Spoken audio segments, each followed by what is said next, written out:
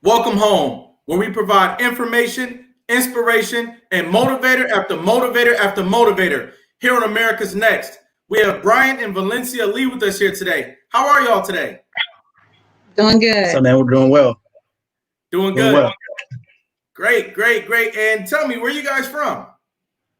Well, originally we're from Cincinnati, Ohio, but we now reside in Detroit, Michigan. Been here for the last 6 years. Yeah, 6 years. 6 years. Yes, sir. What's that been like? Living in the Detroit area. What's that been like? Oh man. To be honest, I love it. You know, it's honestly what I tell people all the time, it's a bigger and blacker version of Cincinnati. Really? Yeah. Wow. How does that feel? Talk about it. I mean, I'm also from Ohio, and growing up in Ohio, I never really learned what it was like in Detroit. Yeah. Or even that entire area. I didn't understand that it was a bigger, vaster, busier city. Mm-hmm. Life must be pretty cool there sometimes. Yeah, you know, it's your typical Midwest major city, you know, blue collar, a lot of hard workers, you know, who grind for their money, you know, and it's very diverse, you know, different cultures, you know, like, for example, on the southwest of Detroit, you have Mexican Town and Dearborn, which is, like, I believe the highest populated city with Arabs. City. It's the most populated Arab city Muslim in the entire country. So it's pretty cool, you know. And we're the home of the big three. Yep, home of the big three, you know. Ford, Chrysler, and GM. Yeah. Okay. Also known as the Motor City. Yep. Okay. Motown Records. Yeah. Let me get another one. Yeah. Yeah. We got everything. I mean, yeah, you got Motown, Detroit pizza, which is slept on. You know, you often hear about Chicago style pizza, New York style pizza, but you know, Detroit, we got some good pizza as well. You know, along with other things. Yeah, man. Okay. And so, if you know, when I ask a question, I think it's going to be valuable to our viewers. And shout out to all our viewers who are here with us today. Everybody who's in the building, we're in for a great conversation with a beautiful family. If you have a question, put it in the comment section and we'll post it. If you have a comment, we'll get to it. And we're just going to include everybody today. So I'm happy everybody's here. What brought you guys to the Detroit area? So I'm a truck driver by trade. I've been driving the last 7 years. And, you know, my very first job was hauling auto parts for GM.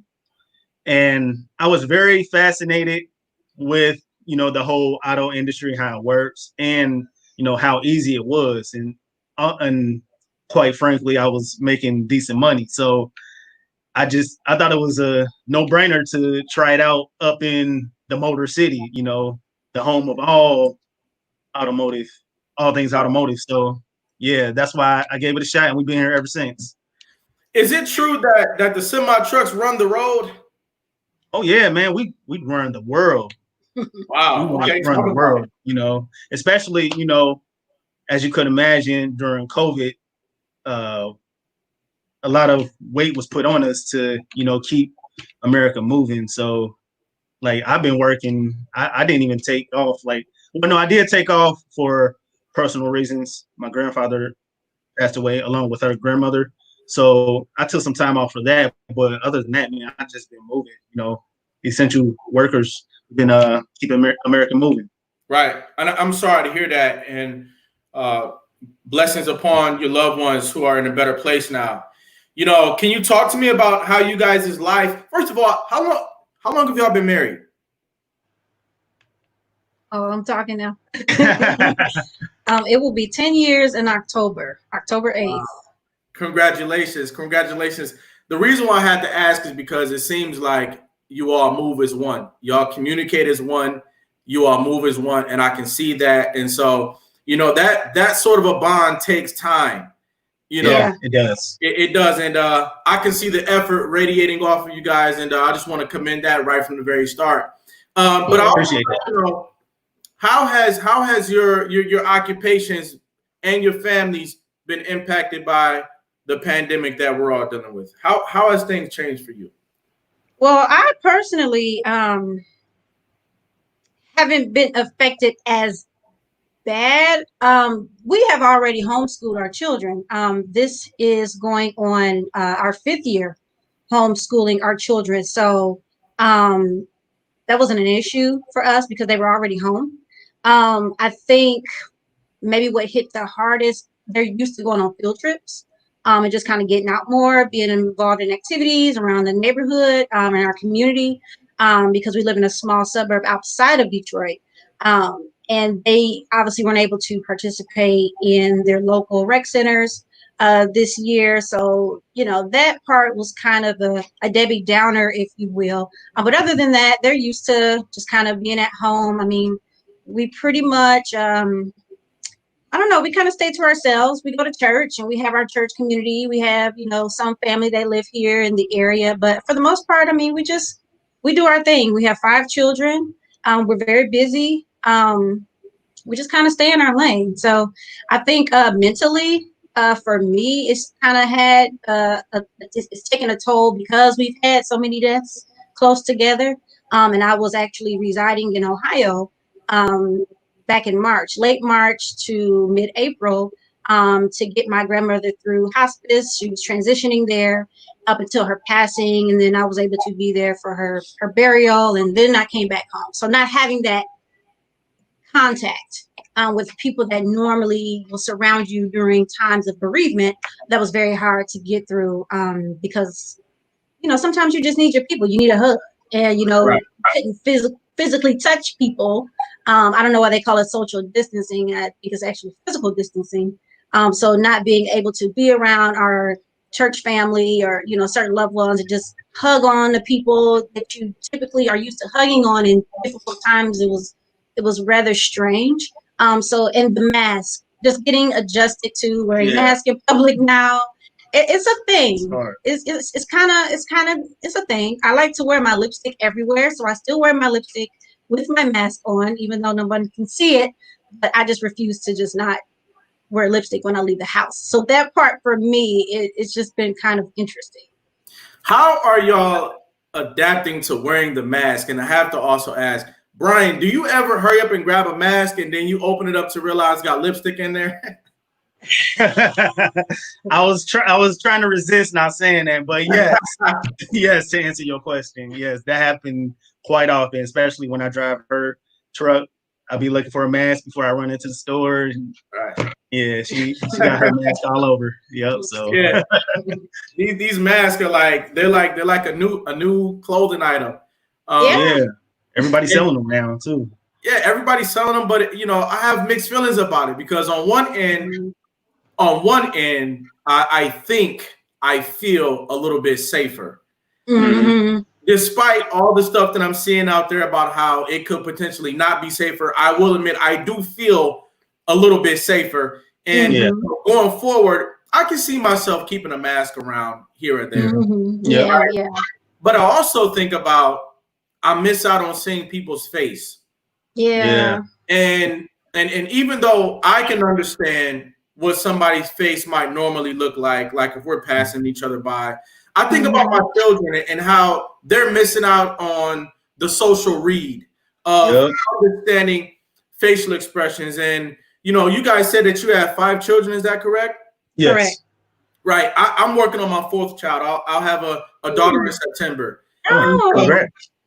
Thank you. And so I can't help but to think that, our children, they're not reading facial expressions for this period of time. They're, we didn't grow up wearing a mask. We didn't grow up having to cover up that way. And so I can just see how they're starting to see life from a different lens. Yeah. Yeah, that's true. my daughter the other day, she tried to go to bed with her mask on, and I said, no, you don't have to wear it in the house like that. You know what I'm saying? And so they're growing up in a different world, and we have to adapt to that world. And I'm so anxious to skip ahead to the latter part of this interview and talk about the changes that you guys have made, but we're going to take it slow because, you know, I see you guys as a positive example of what so many of us need to do in the world, and that's commit. I think that we are afraid to commit as a people when it comes to relationships. And can we touch on that for a little bit? How do you guys how do you guys see commitment in our communities? And I'm not just talking about the communities where you live, where you grew up. I'm talking about communities all around the world. Do we need to do a better job of committing in relationships and outside of relationships? Absolutely. I mean, love starts at home. You know what I'm saying? So I believe it starts with first and foremost, it starts with parenting, you know, kids receiving the proper parenting and the parents being open to learning a new way, because a lot of parents probably had rough upbringings, you know, traumatic upbringings, and all they do is pass those behaviors on to their children. So I believe first and foremost, it's important to do an honest self-assessment, or surround yourself around seasoned individuals, you know, to really make those changes you need to make so you can be first a better person, but also a better parent or a better husband, wife. You know, I believe that's where we learn relationships. Okay. And Valencia, would you like to answer also? Like I said, I mean, I think he pretty much covered the bases. I do think that we have a serious commitment issue here within our community. I noticed some cultures, whether they like it or not, they stay together. I think over time, because I see stuff like, how come our grandma and grandpa, they lasted long, but we can't last long in relationships? And I see certain comments where people say things like, well, that's because grandma was putting up with grandpa's cheating, and she couldn't go nowhere because she didn't have a job. And I think with the feminist movement and, you know, the liberation where women feel like, you know, I can go out here and get it on my own and independent, I don't need no man, I think that affects real men out there, because I think in general men want to feel needed, because I believe strongly that men are natural protectors, providers. They're the covering for their wife, for their children. And I feel like, you know, if a woman is, you know, displaying certain behaviors as far as, oh, I don't need you, I can get it by myself, I just want you, it's kind of like, well, where do I fit in? Because we, at the end of the day, this is a partnership. We need to work together. Not you do your thing and I do my thing. We need to find a way to bridge the gap and bring it together. Because certainly when you get married, you don't automatically become one. I hear that oftentimes, and that's not true.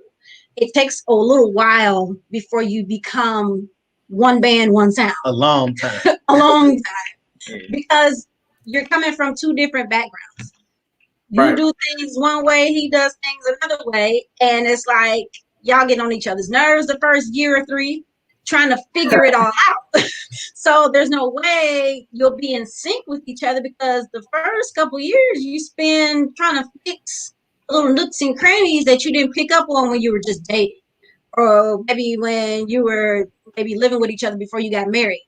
I totally believe when you get married, it just magnifies some of the issues that you already had, or maybe some of the things that you saw and you just ignored. But marriage just brings it to like a full perspective. So I definitely think that, you know, we really need to have some endurance about us, because relationships take work. I believe, because I mean, people say this about us. Oh, you guys are like this picture perfect couple, and you got 5 kids, and he takes care of you. But y'all don't know, the first 5 years of marriage was rough. Right. Like, you he know, wasn't always who he is now. I think that we're off to a great start. You know, this is a platform for information, inspiration, and motivation. And we've managed to achieve all three early in this conversation. Before we move even further, I want to unfold some of the things that we've said today for our viewers. Yeah. Brian, you mentioned a couple minutes ago that we need to take a personal inventory. What is that? And how do you do that? I would say really just taking a look and just really do a diagnostic test on examination on, okay, who you truly are. First of all, find out who you are, and you can start at the very basics. You're a man. Okay. What's a man? A man is this, that, and there, when you like, what's your idea of a man? Like what that looks like. And then you begin to, okay, you take the definition of a man, and then from there, okay, am I this? Am I that? Am I this?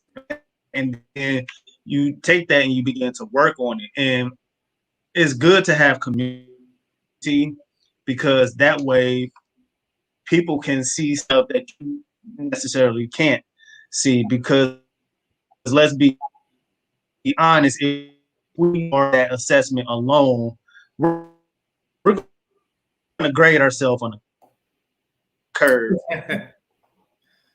We're gonna some kind of way we're gonna try to rationalize we do this or why we do that. Okay. It really takes community. Right. We shouldn't do this alone. You just have Right. will hold you accountable. Yeah, accountability is very important.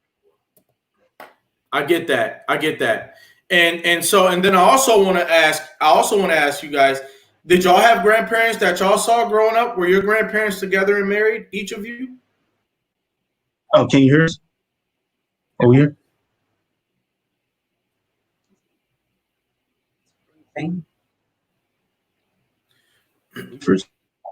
So, ladies and gentlemen, what we're talking about right now, if you just tuned in, is we're talking about the makings of a strong relationship. We're talking about what makes a relationship strong, what goes into the actual foundation of a family. Because today we're talking to a relatively young family. They're a couple, and they didn't just get here easily. They put a lot of work in, and today we're talking about some of that work. Brian and Valencia, are you here with us?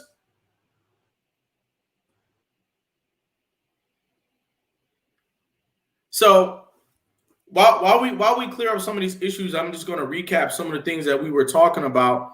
And we talked about the importance of commitment.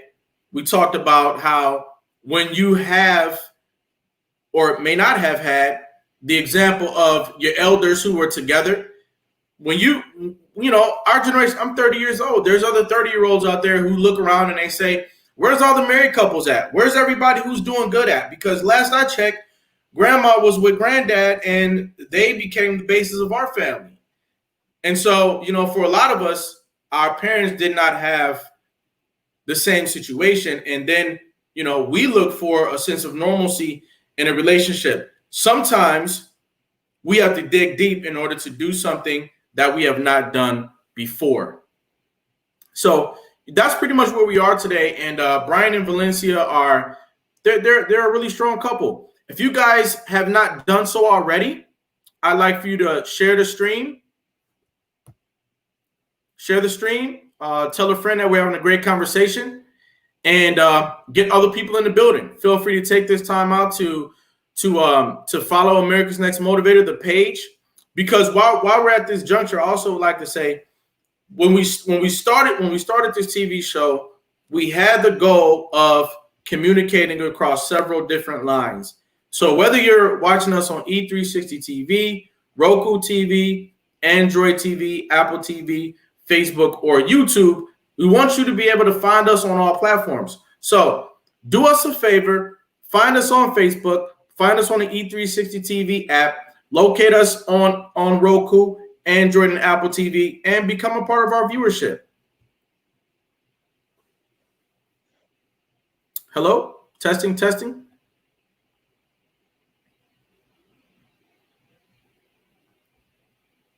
Testing, testing. Okay. So we're still having some technical issues right now. Let's see. Yeah.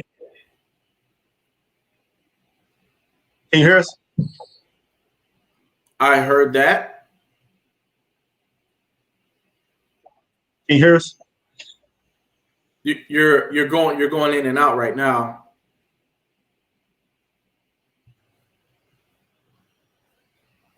Give us 1 second. 1 second.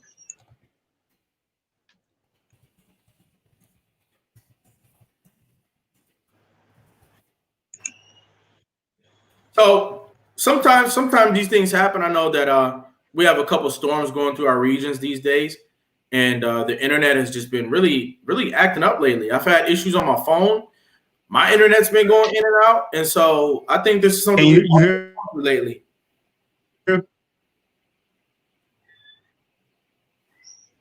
Let's see if you hear us? Let's see if Brian and Valencia can leave the studio and then come back.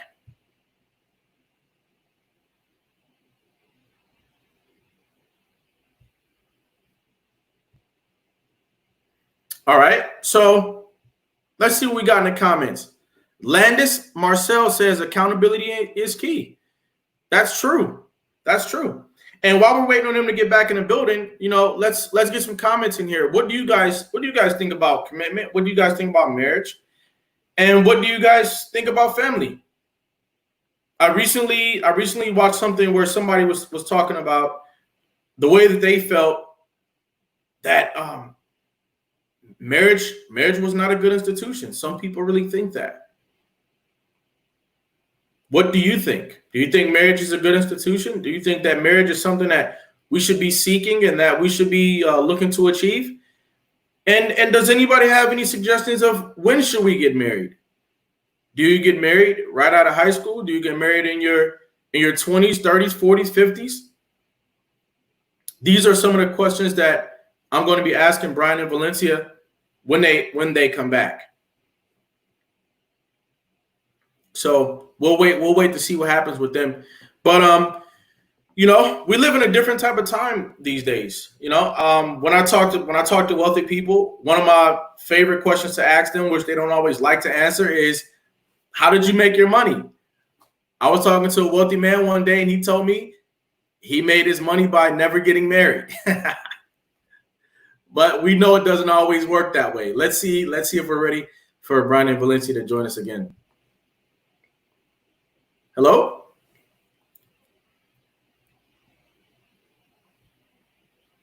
All right. Seems like we're still having some technical issues here.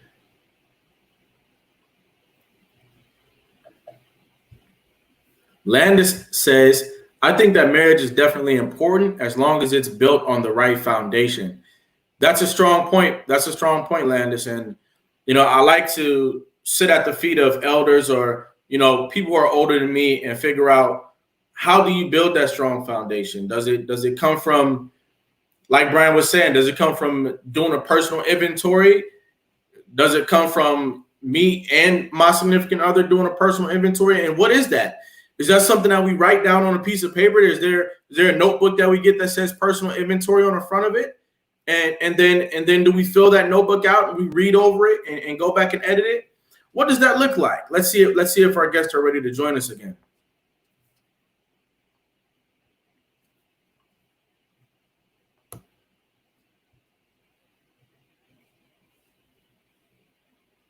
Hello? Can you hear me? Can you hear me?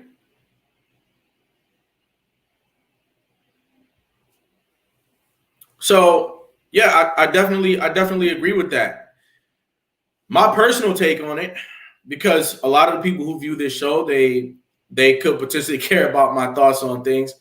I think that marriage is important, and I think that marriage gives you an opportunity to feel even more anchored. Corinne Riley says that my perspective is marriage is something you need to be prepared for no matter what age. I think that's absolutely correct. And that's a big deal too. That is a big deal because like Valencia was saying a little bit earlier, sometimes you get married and it's not peaceful. That first 5 years could be total chaos. And are you prepared for total chaos? That's another thing that we should consider in life. Are you prepared for 5 years of total chaos? Can you come out on the other side of it with your goals and objectives still intact? Yo. Hello? Can you hear us? Yep. Can you turn it landscape? Oh yeah, landscape. Okay, sorry. Yeah, we have to switch gears. Sorry. Okay, it's all right. You guys are back. And so we were talking about the personal inventory, and trust me, I was trying to keep up the conversation by myself. Couldn't do it. Need you guys. Glad y'all are back. Yes, you sir. did good. You're a professional. Yeah. Okay. And so, Brian, you talked about the self-assessment, and Valencia, if you can tell me, were your grandparents around, and did you get them as an example too? How did that look? No, my grandparents weren't married when I came on the scene. My mother's mother was never married. She was actually a mistress. And my father's mother, she was married, but they divorced long before I was born. So Okay. have that example. And what about you, Brian? Were your grandparents married? Yeah, so my father's parents, they were married for I don't even know how long, like over 50 years, one of those type deals. Yeah, they migrated up from Georgia in the 50s, to find better opportunities. And I spent a lot of time with them, and my mom's parents, they were married as well until he passed. My grandfather passed a couple years ago, and I always had that example, along with like my uncles, like my father's brothers. A few of them been married 30 plus years, along with my parents as well. So I've sort of seen that all over growing up, which is unique for our community. Right. It's not often a lot of people see that. Right. And what would you all say to other couples out there who are married, whether they're older than you guys or not?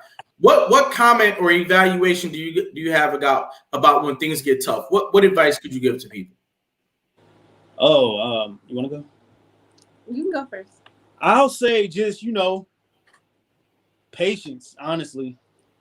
Patience, and try to, maintain the peace and understand that, okay, regardless of how that person feels, you need to validate their feelings, right? And then we sort things out. I think, telling somebody they're wrong for feeling a certain way, that's not it. So ultimately I would say patience and understanding. Those two things have to be at the forefront. Okay. And we have another comment from the audience. Landis says, having transparency when going through difficulties and remembering why you got married in the first place. She's saying those things are key. Would you agree with that, Valencia? Absolutely. I just had this conversation with my husband, I don't know, maybe a month ago. Yeah, absolutely. Wow. And what role, I have to ask this, what role does spirituality play in, anchoring you all as adults and as a family? Everything. That's our foundation.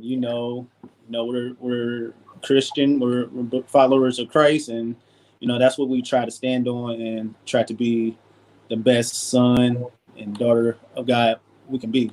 Yeah, we don't just say this is what we believe, or we don't just go to church. We actually do our best each and every day to live the Bible, Genesis to Revelation. Not that we're perfect or anything like that, but we do our best to be the best representation of Christ. And ultimately, to piggyback off of that, going back to that self-assessment, from a biblical frame, and once you read the gospel, you understand that, okay, I'm not all cracked up to be who I think I am. By God's grace, that's the reason I'm still living, is by God's grace. I should have been dead. I should not have existed, but because God's saving grace, I'm here. I'm able to stand here today, living and breathing. If I could add something to the relationship piece, I would say you can't change a person. Okay. I think oftentimes people think that they can change their spouse or a significant other, and you just can't. I think the main thing is to focus on you, the things that are wrong with you internally, because at the end of the day, only God can do that. The best thing that has worked for me throughout the years, not saying that I've got it right all the time, but the majority of the time when I've submitted to prayer and fasting or just whatever, me hearing from God about how to deal with certain trials and tribulations in my marriage and realizing I have to work on me. I have to do a self work because the change in him is going to come, but I can't make him do anything. I can't, manipulate him into being this person that I want him to be for my own selfish reason. I have to make the changes in my own self because 10 times out of 10, every time that I did a self-assessment of me and the things that were wrong with me and my insecurities and shortcomings, when I, assessed that, that's when the Lord would bring things around full circle and he would be the man that I needed him to be in that season of my life. Okay. And relationships, again, are not 50-50. I think that is another false thing people think too. Sometimes it's 60-40, sometimes 70-30. Sometimes, especially when you've been married a long time, one person is more in the marriage than the other person is. And the person that is more up here has to bring the person that's kind of dragging their feet a bit. You kind of take turns doing that. It just kind of comes with the territory. But you always come back together at the end of the day because you know what the common goal is. And that's you want to grow. You want to build. Right. So I'm done. That's my piece. I want to know, and we're getting ready to go to break. We're just getting warmed up. All of us have engines that are just a chugging and a chugging and a chugging. And that's great for everybody. Before we go to a break, I want to know, is there a such thing as working on one another? Absolutely. Okay. Absolutely. Like individually, yes. Like individual. Well, what I'm saying is like, okay, you can't change somebody, right? But is there a such thing as working on somebody? Is that okay? Oh, working on them? Yeah. But I think that all goes back to an honest assessment of you. Like, and see, okay, yes, they doing wrong, but what am I doing wrong in that situation? How can I create an atmosphere for this person to convert or change? It could be me, pick I'm just using basic issues like I could what is it, lift up the toilet, I could put the cap on that's a big one. Toothpaste. You know what I'm saying? I could put my clothes in the dirty clothes, right? The Bible says, by my loving kindness have I drawn thee. There have been seasons and moments of my life when I've been dealing with my own personal demons, if you will, that his love and kindness has provoked change in me. Because I grew up a certain kind of way. I grew up in a very traumatic household. Okay. And some of those traumatic behaviors spilled over into my relationship.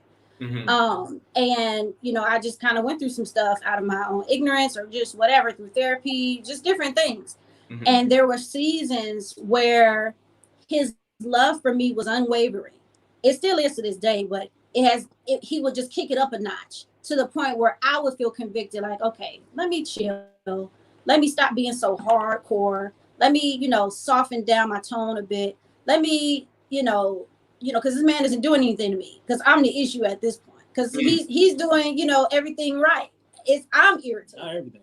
So not everything, but I'm saying in the moment okay. of me going through my metamorphosis, your love for me would provoke this, like I said, conviction for me to get my act together, for lack of a better term.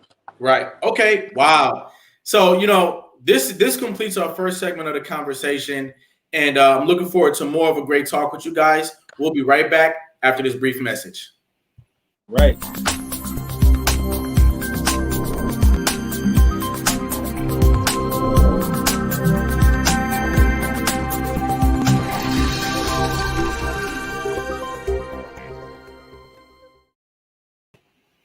America's Next Motivator, Monday, Wednesday, and Friday at 5 p.m. Eastern, Tuesday and Thursday at 10 a.m. Eastern. America's Next Motivator, hosted by Cedric Riley, sponsored by our good friends at 4D Healthcare.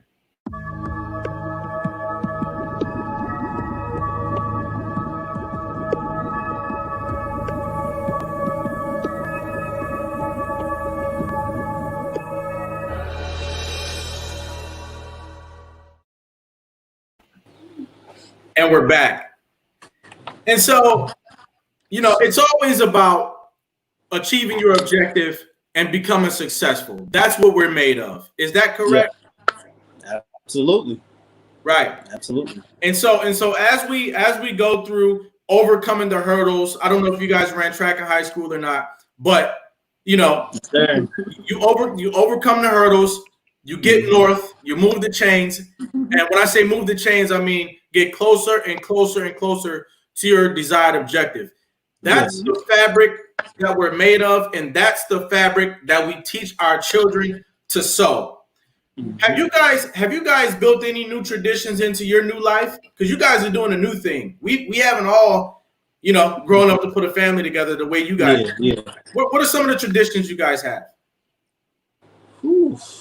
Man, to be quite honest, I'm very spontaneous, so we could do anything.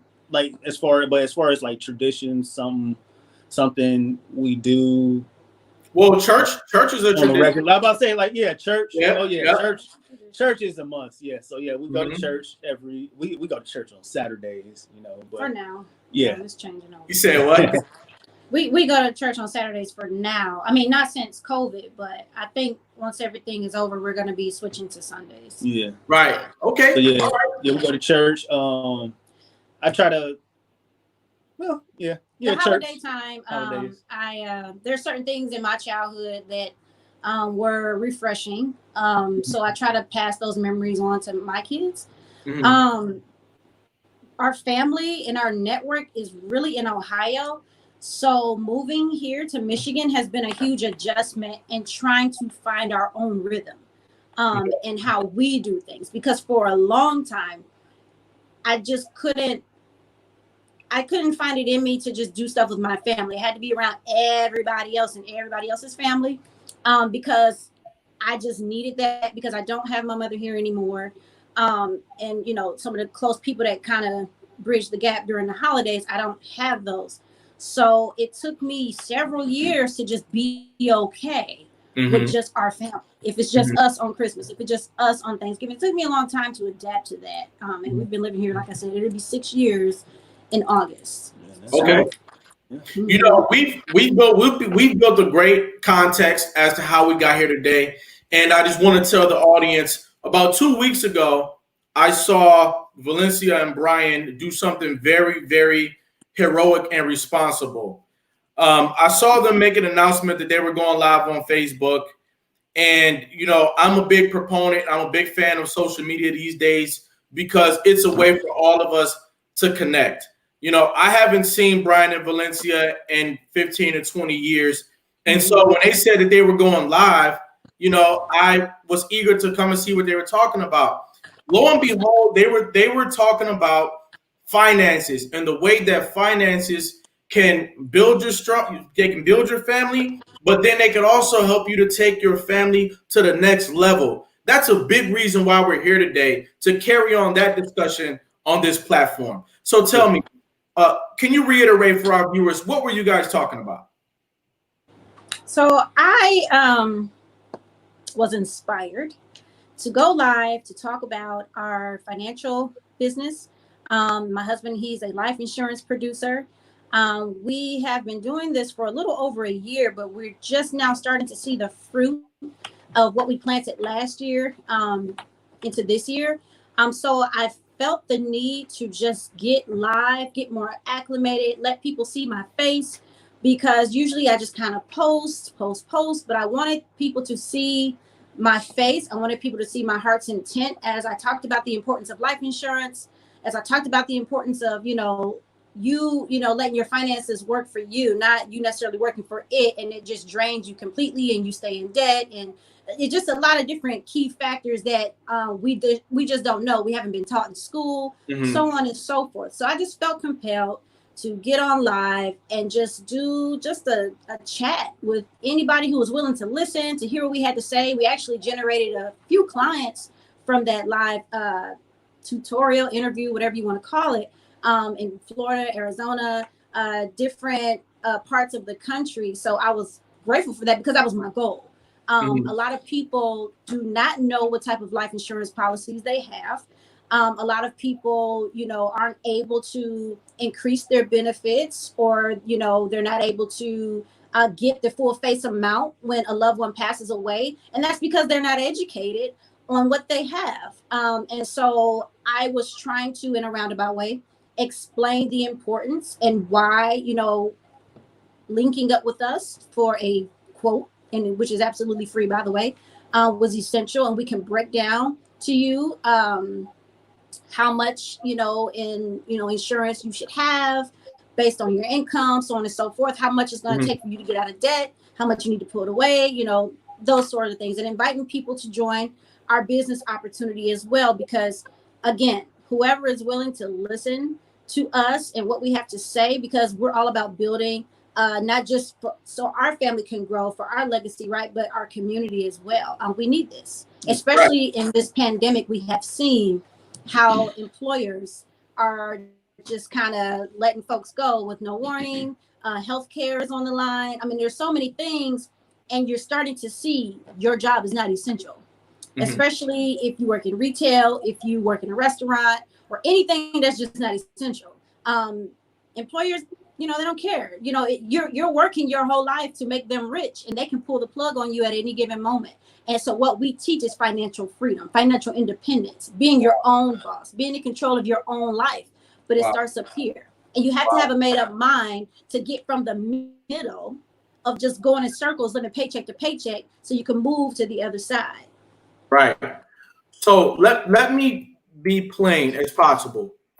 You guys believe that we have financial work to do clear across the board, pretty much for a lot of us. We need to do some financial work in our families. And one of the things that we need to do is we need to get life insurance. Is that correct?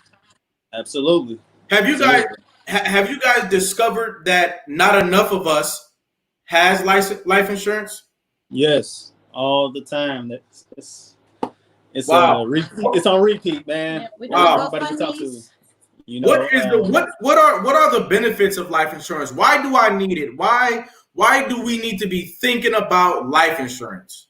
So you're not setting up a GoFundMe account, and you're not selling rib and chicken dinners and having bake sales to come up with the money to bury your loved ones.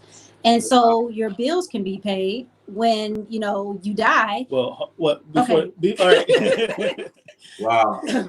So before all those things are true, but ultimately, we need to gain an understanding first on what insurance is. And it's a simple word. Have you heard of indemnity?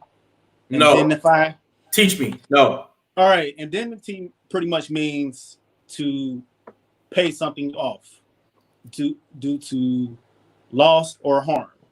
That's so you get paid for that.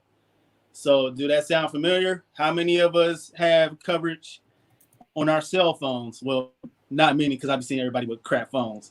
But or auto insurance. I mean, nowadays you have to have proof of insurance to even go to your Bureau of Motor Vehicles. You have to have proof of coverage. So it's all about protecting your belongings, in the event that you lose it. So then it can be replaced, or you can be compensated for it. So ultimately, why don't people value their life to where, they don't have insurance? I believe that's very important, because what the life insurance does, it's an income protection. Okay. So if somebody was to pass away, their loved ones will receive that money, and they will be able to live off that money for the next 10 to 12 years, and pretty much until they gain their bearings. And they can also, with that money, they could purchase a home. The children's education will be covered. The widow could start a whole new life doing another career, get some more training, or whatever the case may be. And also, they could invest that money to where it becomes generational wealth over time. Okay. Life should be able to go on for the loved ones that you leave behind. So, in other words, what you guys are telling me is that insurance helps you to take care of the next generation of your family? Absolutely. Absolutely. And the generation after that. So you mean to tell me it's not just about me working 12 hours a day in and day out. It's also about this thing called life insurance. Yeah. Right? Which involves obviously this keyword, this important word, indemnity, which is protecting your assets, preserving a level of value for your life. What about people that think that their life has no value? Have they been sleeping under a rock for the past 100 years? Pretty much. So, pretty much. too, ultimately, I would say people don't plan to fail. They just fail to plan. And that's ultimately why people are not as awoke. And two, like my wife said earlier, we're not learning these things in school. Mm-hmm. I mean, I didn't know the importance of life insurance until I was like 27, 28. You know what I'm saying? So we believe, and that's why we got into the business of doing, teaching financial literacy so people can learn these things at an earlier age, by first teaching their parents, and they can teach their children. So let me ask two questions. The first thing is, just because I have a job, does that mean, and they say you have a job with benefits, just because I have a job with benefits, does that mean that I have life insurance? Possibly, but you don't own it. Yes, you do. Yes. So like she said, you do own it. I mean, you do have it, but you do not own it. Your employer owns that policy. You can own life insurance? Yes, when you purchase it yourself. Yes. But, with an employer, they own that policy. So ultimately, you have to be working. So let's say get hurt on the job and you go on disability or whatever. Well, you're not clocking in those 40 hours. So more than likely, 9 times out of 10, you're not going, if you was in the event that you was to die, your family would not get that death benefit. Or just with COVID-19, you get COVID, okay, you're working, essential or not, and the only coverage you have is through your job. Okay, you're off work for 2 weeks because you have to quarantine, right? Say the unthinkable happens and you pass away in that 14-day window. There's a guarantee that they may or may not cover you because you are not physically on the job working. Right. Yep. Wow. Okay. Yep. Whereas if you do level term insurance, it's quite simple and it's the cheapest insurance in the industry. If you do level term insurance, you're guaranteed to get paid when you die. Now there's other certain policies like they're called whole life, universal, etc., where you might not be guaranteed that coverage for. I mean, that's a whole nother show right there. Right. Okay. And I noticed that you guys said consultation is free. Yeah. So if somebody wants to call you guys directly and get more information, would that be okay? Absolutely. Okay. What number could they call? They can reach me at area code 248 525 2638. Okay. And so now that we know that we can contact you directly, do you have an email address as well? Yes, I do. Okay. It's Brian, and that's with a Y, so BRYAN .Lee, that's LEE 8506 at gmail.com. Okay. I want to know, because I wish we had more time with you guys today, but time flies when you're having fun. I know, man. This was fun. Because here's the key for me. This is like what made my light bulb go ding, ding, ding, is the fact that you can have a positive impact on the next generation of your family with life insurance. Yes. So I've had a lot of ballroom discussions about, what people need to do in order to, make their communities a stronger thing. And I've heard insurance several times, but I think that there's a need for us to get more serious about life insurance. And Yes, sir. it sounds like what you guys are saying is that life insurance is essential, Mm-hmm. and it's one of the keys to generational wealth. Is that true? Yes. Okay. Yes. And here's the reality. So it's called the theory of decreasing responsibility. Mm. All right, we're young, we have young families, and a lot of us are on the up and up. We're trying to establish ourselves, in our 20s and our 30s. Well, we might not have a lot of money established and set up and invested, right, or what have you. So we need to protect that area if in the event that we were to die. Whereas down the road, okay, we're in our 50s, our kids are grown, we have money stacked to the T. Like we live and we travel in the world. You're not gonna need life insurance, and that is the difference between us and everybody else. We put you on a financial plan for you not to have life insurance in your 50s and 60s. Mm-hmm. We don't believe in whole life insurance. We believe in financial freedom. And in the process of you obtaining your financial freedom, you should have your life insurance for a term, a small period of your life, a couple of decades. And so then we need term life insurance. Is that what you're saying? We need term life insurance. Yes. Okay. Term life insurance. Okay. Yes, sir. All right. So we need term life insurance. We can contact you guys in order to make that a reality in our lives. Yes, sir. Okay. Yes, sir. Wow. I wish you guys much success. Definitely financial success, but even a little bit more important, or along the lines of importance to that, you guys are setting up your community members with an opportunity to sustain value in their lives. And Indeed, that's the part about this that is truly unique and is truly a heroic thing that you guys are doing. It's not every day that somebody says, hey, let's start an insurance company. And insurance companies are highly respected businesses. They're highly sought after businesses, and everybody needs it. Everybody needs insurance. Everybody needs life insurance. Yes, they do. We have a very esteemed gentleman in the building tonight, Aaron Himes. He says, I'm still looking for my big bag of money. So, we're all trying to figure out, how to get on a positive end of our endeavors in life.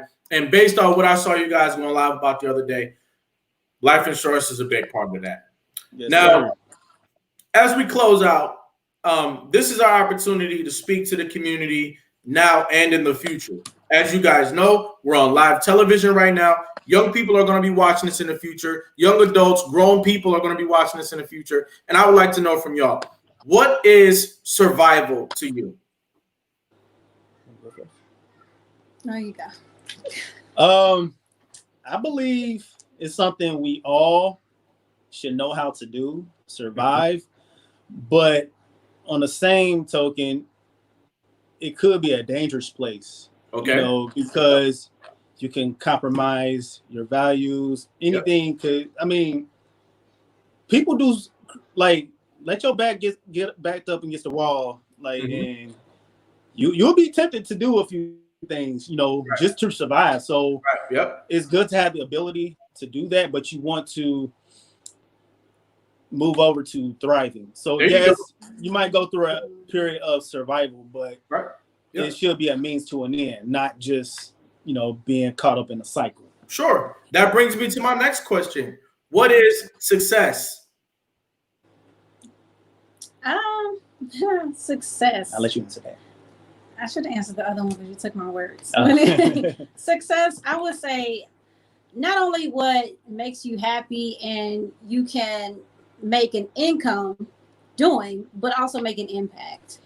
Teaching other people how to do what you do, so that the next generation can come up and repeat the same thing. Giving back to your community.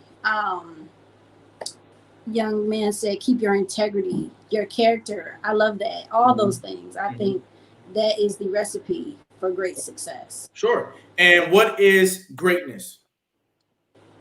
Greatness. Whew. I would say that's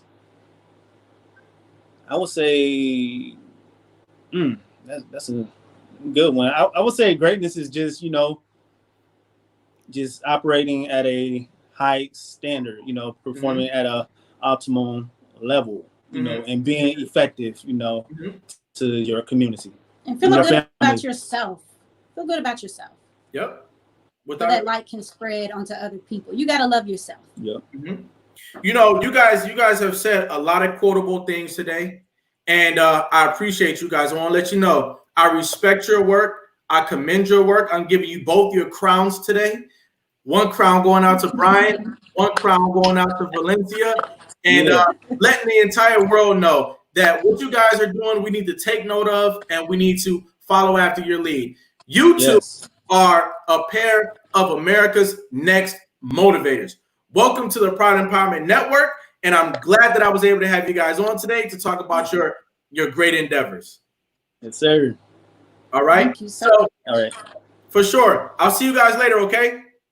All right. Take care. God bless. All right. Thank you all. Bye-bye. Bye. There you have it, ladies and gentlemen. Get life insurance for your family. Procure life insurance for the next generation. It makes a difference. And like I say, with each and every episode of America's Next Motivator, there's something here for you. Come and pick it up.